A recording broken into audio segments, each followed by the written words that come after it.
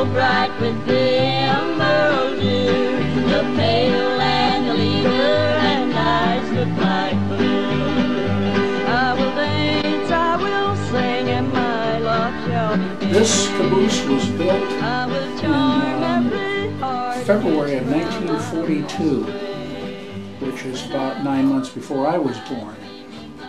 And it was used up until the late 80s, early 90s, when Southern Pacific just decaboosed themselves. There once was a time when a given caboose was a given conductor's little palace on wheels. But by the time of the steel cabooses, which is what this is, that all had changed very effectively. The caboose that's over here used to be Southern Pacific 1000. This one's Southern Pacific 1107. So they're both C40. That's a C40-1. This is a C40-3. And they got modified almost continuously throughout their life. They had things added. This box over here is not a closet. That's where they used to have a bathroom.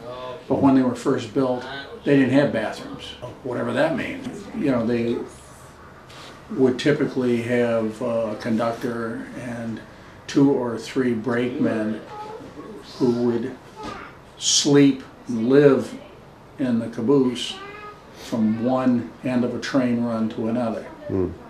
I think this one spent a lot of time up in the Pacific Northwest and down into Central California.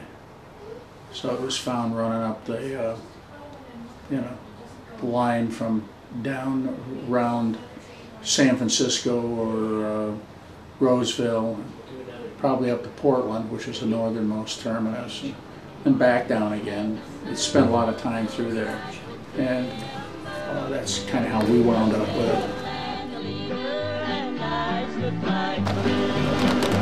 I will dance, I will sing, and my love shall be fair. I will charm every heart in his crown. I will